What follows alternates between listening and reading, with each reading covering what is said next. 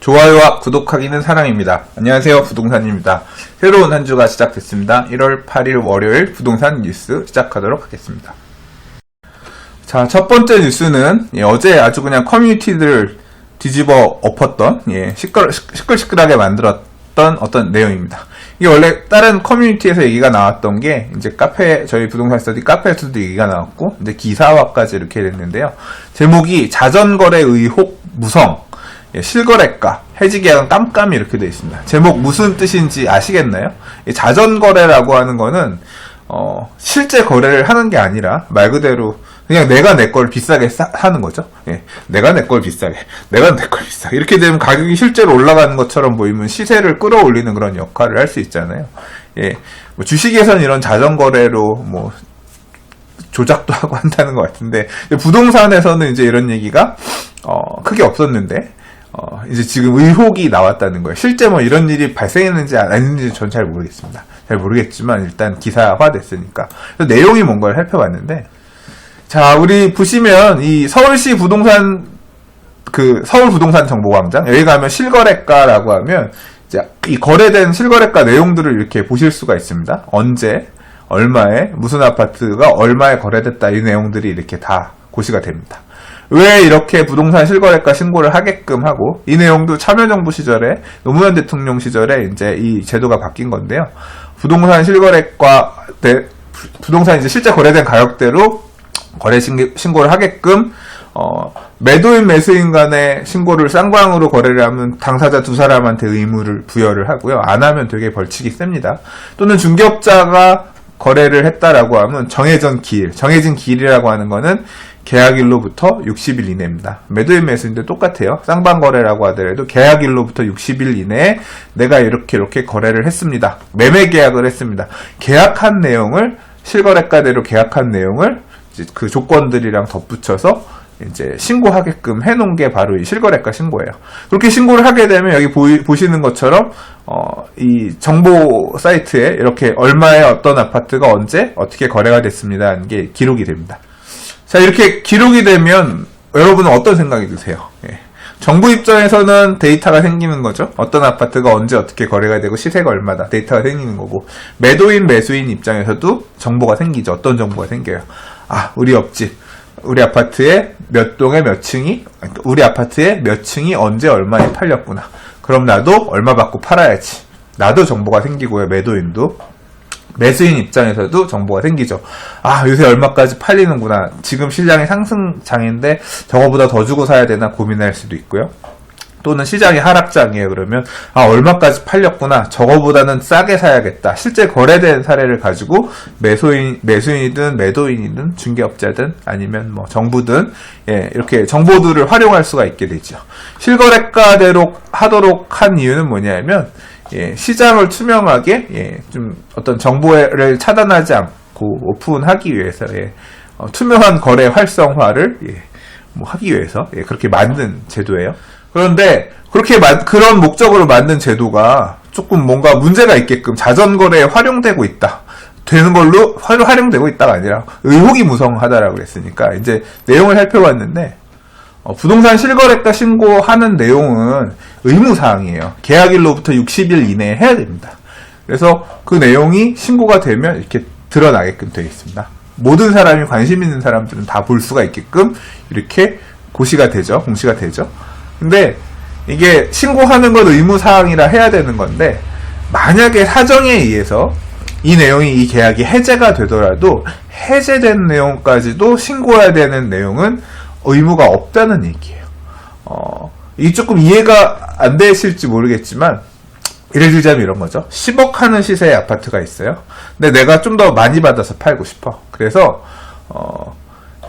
가라로 계약을 만드는 겁니다. 11억에 매매된 것처럼 계약서를 써요. 그리고 거래신고서를 만들어서 구청에 가서 제가 이 집을 11억에 매매했습니다. 계약금은 뭐 5천만 원이고요. 해서 계약서를 내요. 뭐 근거를 남길 수도 있겠죠. 매수인으로부터 매매대금 받은 근거를 남길 수도 있겠죠. 그렇게 계약하고 나서 다음날 가서 신고한 며칠 있다가 이제 이 부동산 거래, 실거래가 정보에 뜨겠죠. 그러면 다른 사람들은 보는 겁니다. 이 아파트가 11억까지 팔렸네. 대단하다. 이제 그렇게 알고 넘어가요. 근데 사실은 매도인 매수인은 이게 실제 거래하고 싶은 그런 뜻이 있었던 건 아니죠. 이런 식으로 조작이 된다는 거예요. 그러면 원래 이게 실제 거래한 내용대로 신고한 게 아니면 벌칙이 되게 셉니다. 취득세 뭐에 대해서 것도 있고 과태료도 있고, 아무튼 이 벌칙이 되게 세기 때문에 그렇게 하지 못할 거고, 만약에 그걸 자전거를 하기 위해서 실제 근거를 남기겠다라고 해서 매매대금 주고 취득세까지 내고 하면 그건 진짜 미친 짓이죠. 근데 실거래가 사이트에 찍는 거는 요것만으로도 할 수 있어요. 왜냐하면 제가 며칠 전에 뉴스 읽었던 거 혹시 기억하세요? 압구정동 사례? 매매가 급격하게 상승하는 시장에서는 계약할 때 30억이었는데 중도금 받기 전에 시세가 35억으로 올라가 버렸어요. 5억이 시세가 떠버린 거예요. 근데 내가 계약금으로 3억 받았잖아요. 그러니까 내가 이 계약금 받은 거 나 돌려줄게요. 위약금 3억 계약금의 배액이 이제 그러니까 계약금만큼 더 돌려주면 그거는 일방의 의지로 계약을 해제를 할 수 있는 거니까 3억 원에다가 내가 받은 돈 3억 원 계약금에다가 위약금 3억 원 6억 원에서 돌려주고 나 계약 해제할래요. 그래도 시세가 35억이 됐으니까 난 35억에 다시 팔면 2억은 이득이잖아요. 이렇게 해서 계약을 해제를 할 수가 있어요. 실제 그렇게 해제하는 사례가 지금 강남 쪽에 인기단지들이 나오고 있다고 얼마 전에 기사가 나왔잖아요. 자, 그런데 이 사례에서 30억의 매매계약서 쓰고 해제하기 전에 부동산 중개업소 사장님은 아싸 하고서 60일 이내에 신고해야 되니까 신고 사이트에 가서 신고를 합니다. 30억 원에 무슨 아파트가 얼마 팔렸어요. 신고를 했는데 매도인이 나 계약 해제할래요 라고 해제를 했단 말이에요.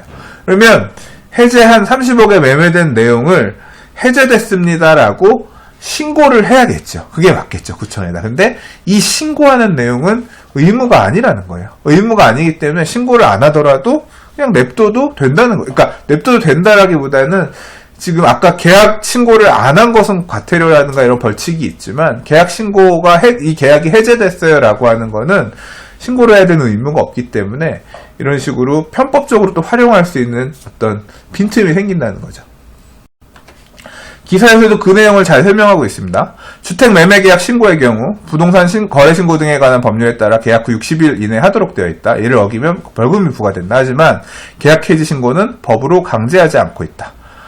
그래서 그냥 계약 해지 아까 좀 전에 얘기한 내용 11억에 가짜 계약을 만들어 놓고 신고했다가 해제를 안 하더라도 나중에 이제 문제가 생기면 저희 계약 11억에 계약했다가 잔금 명의 변경 안 하고 왜 등기 이전 안 했어요? 물어보면 저희 매수인이 좀 사정이 생겨서 잔금을 못 치를 것 같다라고 해서 그냥 계약 해제했어요.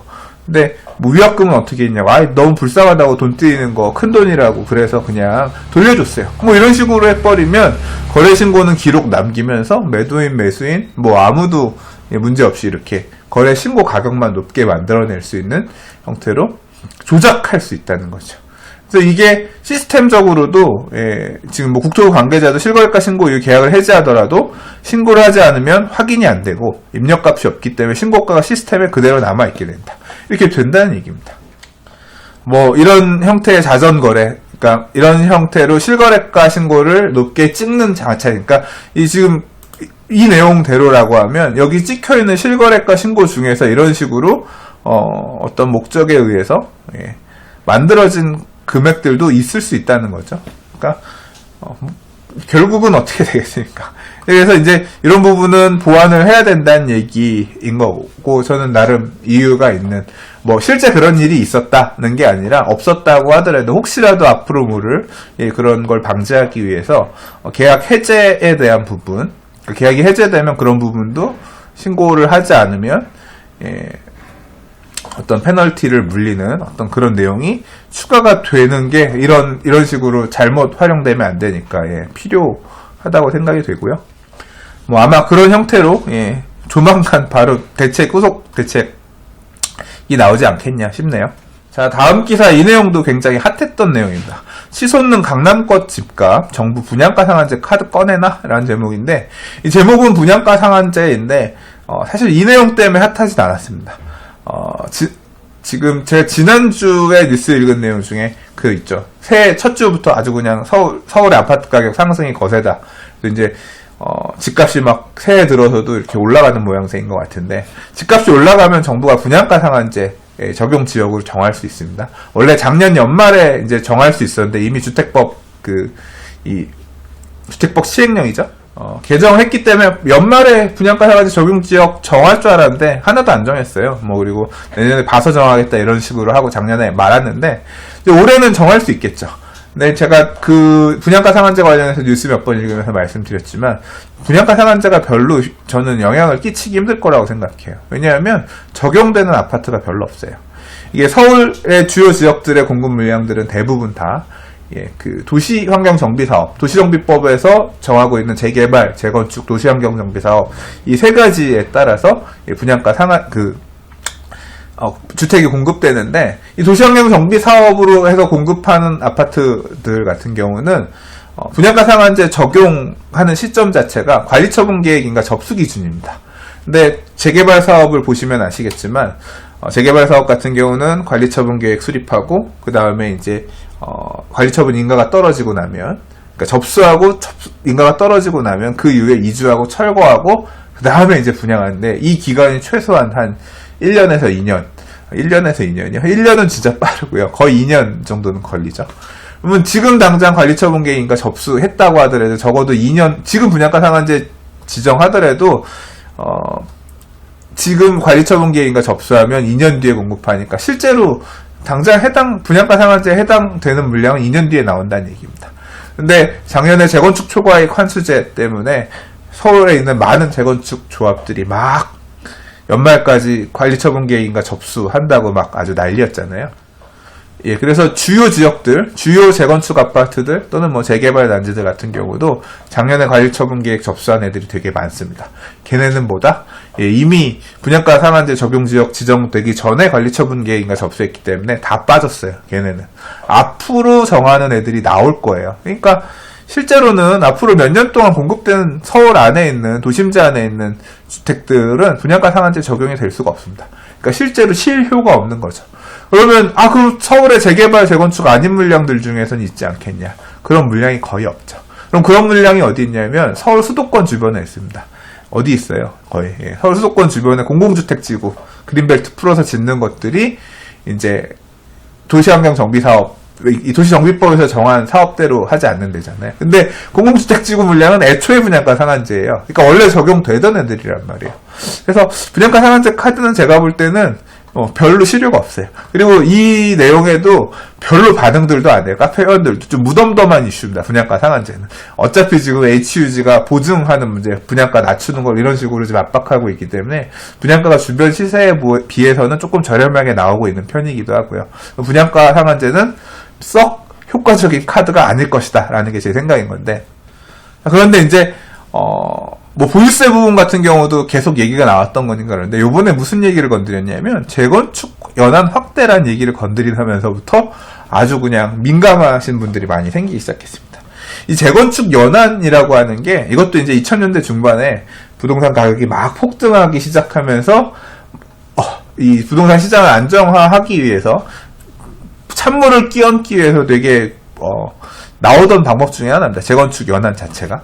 그러니까 안전진단을 좀 막 되게 타이트하게 안전진단을 되게 빡세게 해서 이제 재건축 사업이 못 가게끔 이렇게 막 정부가 끌어붙들어 매는 뭐 그런 일도 있었고요. 그다음에 이제 재건축 연한 같은 경우도 이제 그 시절에 이제 본격적으로 얘기가 돼서 나왔던 내용이죠. 자, 근데 이 재건축 연한이 왜 충격이겠어요? 이 40년으로 늘어나게 되면 지금 막 재건축 사업 추진하려고 재건축 한다고 이제 막 시작한다고 하니까 재건축 조합원 지위 변경 금지 다 묶여서 다른 애들은 못 사고 겨우 아직 조합 설립 안 한데 이제 막 초기 시작하려는데 딱 들어가려고 봤는데 이 재건축 연한이 40년으로 다시 늘어나 버리면 기다려야 되는 거잖아요. 날짜 40년 맞출 때까지 하지 말라는 소리가 되는 거잖아요. 그거 딱 재건축 바라보고 낡은 아파트 비싸게 주고 사서 지금 들어왔는데 40년 늘어나 버리면 완전히 인생 계획이 흐트러지는 거죠. 그래서 이 유시 때문에 되게 당황하신 분들이 많이 계신 것 같아요. 근데 뭐 지금 뭐 건드릴 수 있다라는 거고 어떻게 될지는 아직 모르겠어요. 근데 이게 재건축 연한 같은 경우가 완화된 게 이 초이노믹스라 그러나요? 그러니까 최경환 그 경제부총리 시절에 제가 기억하기로 2014년에 9.1의 체계인가 포함이 됐고, 그래서 뭐 기사에서 보니까 그래요. 2015년 5월부터 30년으로 단축되었다, 재건축 연한이. 그러니까 원래 40년, 이게 뭐 언제 지은 집은 몇 년, 언제 지어진 집은 몇 년 이렇게 해서 이제 최대가 40년이 지나야 할 수 있다. 몇 년대에 지어진 뭐 그런 기준으로 이게 있었던 걸로 알고 있어요. 요거는 아마 정확한 규정 자체는 봐야 될 것 같은데, 근데 연한을 다시 늘리는 방안이 거론되고 있다라고 하고, 도시및 주거환경 정비법 시행령 개정상 시행령을 봐야 알겠네요. 근데 아무튼 이걸 갖다 정부가 재건축 시장이 계속 불안하기 때문에 앞으로 추진할 계속 이런 식으로 재건축 대상 아파트들 초과이익 환수제 로 묶이지 않은 초기 단계의 재건축들이 가격이 불안하고 마치 풍선효과처럼 재건축 시장에 가 있는 게 이런 초기 단계의 재건축 쪽으로 불이 붙어서 막 가격이 급등하는 현상이 나올 거라고 생각이 되면 이 부분도 다시 건드릴 수도 있는 거예요. 왜냐하면 3년 전에, 4년 전에 그때 이제 경기 좀 풀리고 활성화하기 위해서 말 그대로 부양책으로 풀어줬던 건데 40년에 30년으로 단축시켰던 건데, 또 이제 상황이 바뀌었으니까, 또 정권도 바뀌었으니까 어떤 이 이슈에 대해서 정치 기반자들은 다른 생각할 수가 있는 거죠. 그래서 이 부분은 일단 지켜봐야 될 것 같습니다. 뭐 어차피 이런 정책을 결정하고 고민하는 분들은 이제 정치하는 분들 또는 이제 해당 부처에 있는 분들이니까 어떻게 건드릴지 올해 아마도 계속 언급이 될 만한 그런 화두 중에 하나가 아니겠느냐. 결국 세상은 돌고 도네요. 10여 년 전에 꺼냈던 카드가 계속 이렇게 다른 것들, 이것도 나오고 저것도 나오고 있네요. 자, 30세 이상 기혼 무주택자 분양권 팔아도 양도세 중과 제외란 제목의 기사입니다. 이게 뭐냐면 분양권 양도소득세가 올해 1월 1일부터 55%, 그러니까 50%의 지방세 포함해서 55% 이렇게 세율이 늘어났죠. 그래서 작년 12월까지 파실 분들을 얼추 정리했고, 이제 올해부터는 다시 세율이 엄청나게 높아졌는데요. 그래서 뭐 이제 이 세금이 너무 부담스럽다. 근데 작년에 이 파리 대책에서 이 내용이 나올 때 뭐 실수요자 좀 보호하는 어떤 부분을 뭐 추가하겠다 그런 내용이 이렇게 조금 붙어 있었어요. 근데 이제 그게 요번에 이제 나온 겁니다. 그래서 내용 보시면 이렇습니다. 조정 대상 지역 내 분양권 보유자에 대한 압박이 가벼워져서 세율이 양도 당시에 다른 분양권이 없고 딱 1분양권만 들고 있고 30세 이상인 무주택자, 만약에 30세 미만이라고 하면 기혼자, 이제 배우자가 있는 경우, 이런 경우는 이제 중과가 안 되고 일반 세율 또는 뭐 1년 지났다라고 하면 40% 세율, 이제 그거에 맞는 중과 세율이 아닌 세율대로 이렇게 낼 수 있게끔 실수 1주택자는 이제 보호를 하겠다. 뭐 이런 취지로 이런 부분들이 포함됐다는 얘기입니다. 분양권 받아서 매도하시려고 했던 분들 중에서 뭐 혜택을 받으셔가지고 좀 세금 적게 내고 만약에 팔 계획이 있으신 분들 같은 경우는 요 활용하시면 도움이 되실 것 같습니다. 그리고 이제 그 다주택자에 대한 양도소득세 중과 부분도 조금 뭐 포함이 된 것 같은데, 뭐 조정 대상 지역 내 2주택, 3주택에 대해서 중과하는 내용 중에서 빠진 내역들이 조금 있는 것 같아요. 근데 이 내용은 제가 지금 기사에서는 자세히 안 나와 있어서 나중에 별도로 한번 기회가 되면 다시 얘기해 보도록 하겠습니다.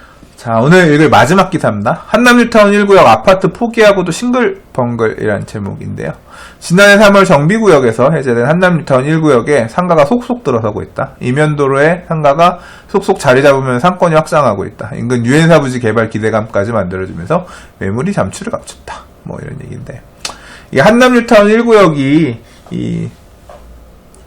한남 뉴타운이 5개의 재개발 구역이 있습니다. 촉진 1, 2, 3, 4, 5구역이 있는데, 촉진 1구역만 해제가 됐고, 촉진 2구역 같은 경우는 아마 일부 재척이 되면서 이제 다시 정비 계획을 수립하고 구역 지정을 받으려는 것 같아요. 촉진 계획을.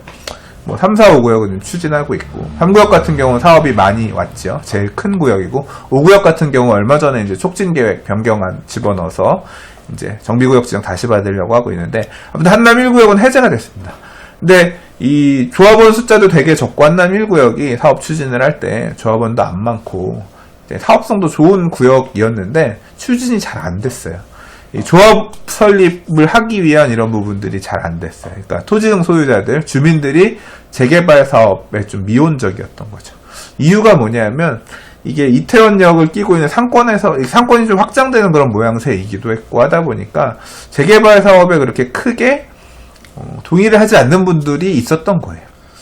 뭐 이제 그래서 실태 조사를 해서 해제가 됐는지는 모르겠지만 아무튼 작년에 해제가 됐는데, 그리고 중간에 몇 년 전인가 여기가 이제 관광특구 그쪽으로 해서 길을 좀 확장하면서 이태원에서 이 용산구청 밑에 쪽 길로 해가지고 이렇게 막 그 맛집들도 생기고 그러면서 일종의 거리가 막 만들어지기 시작했거든요. 그리고 되게 핫해지고 그 길을 따라서 밑으로 골목골목으로 해서 가게들이 들어오고 이러면서 점차 골목을 따라 상권이 되게 확장되는 모양새를 보이기 시작했어요. 그래서 그렇게 가게로 활용할 수 있는 집들 같은 경우는 아주 그냥 땅값이 막 기하급수적으로 올라가면서 굉장히 높은 시세를 형성하고 있다. 그래서 제목이 그거잖아요. 아파트 포기하고도 싱글벙글. 근데 그에 비해서 이제 그런 형태로 활용할 수 없는, 원래 재개발하면 빌라 다세대주택 이런 것들이 소액 투자 가능하고 항상 가장 인기 있는 물건인데, 이제 그런 것들 같은 경우는 상가라든가 이런 걸로 활용하기 힘들잖아요. 집합건물, 다세대주택, 빌라를 어떻게 상가로 쓰겠어요. 뭐 사무실이라면 쓸 수 있겠지만 사무실은 뭐 이렇게 어떤 상업적 가치가 상대적으로 떨어지는, 주택이나 사무실이나 그렇죠. 그러니까 이렇게 상가로 될 수 있는 기존의 노후한 단독주택들, 도로 길을 따라 형성된 이런 데들은 가치가 올라간 데에 비해서 이런 다세주택 빌라 같은 경우는 인근의 다른 재개발 사업을 추진하는 데보다 가격이 좀 별로 좋지 않다. 뭐 이제 그렇게 좀 비교되는 모양새로 이렇게 기사가 나왔어요.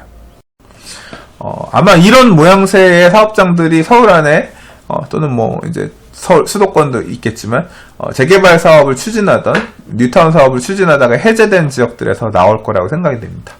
그러니까 이렇게 해제가 돼서 상업적인 어떤 이슈가 있는 지역들, 근린 상권이 만들어진다거나, 사실 여기는 근린 상권이라기보다는 제가 볼 땐 관광 상권이거든요. 관광 상권이 확대되고 있는 모양새에 있는데, 이런 지역들 같은 경우는 웃는 사람, 우는 사람들이 이렇게 되게 상반되게 나타나겠죠. 도시재생 사업에 대한 투자도 저는 되게 그렇기 때문에, 지금 재개발 구역이 해제됐어도 이런 데에 단독주택들 잘 투자하신 분들 같은 경우는 오히려 훨씬 지금 좋겠죠. 그래서 도시재생 사업이 뭐 가격 급등에 어떤 뭐가 없다라고 하지만 저는 그렇게 생각하지 않습니다. 그 해제되는 지역 안에서도 상권이 있는 지역이 있고 앞으로 상권이 만들어질 지역들이 있고 하기 때문에 어떤 그런, 사실 땅 보는 눈이라든가 어떤 그런 눈이 좀 사실 있어야 될 것 같은데 굉장히 제한적이겠죠. 이런 게 이 유동인구가 늘어나고 이렇게 상권이 확장되고 하는 것들을 쉽게 예측하기라는 좀 어렵죠. 네. 이런 모델 자체가 아마 그래도 다른 뉴타운이나 재개발구의 해제 지역들, 도시 재생 사업 추진하는 데에서도 어떤 투자하는 관점에서 보면 이 지역들을 잘 연구해 보면 이 지역의 다른 지역에 해제되는 데들은 어떻게 될까? 어떤 하나의 모델로서 되게 공부할 만한 사례가 되지 않겠나 생각합니다. 저는 한남탄 1구역 쪽 이쪽에 가끔 가서 먹기도 하고 놀기도 하고 그럽니다.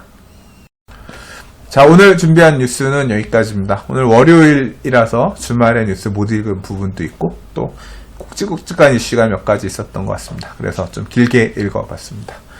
오늘도 봐주셔서 감사하고요. 좋아요와 구독하기는 사랑입니다. 감사합니다. 부동산이었습니다.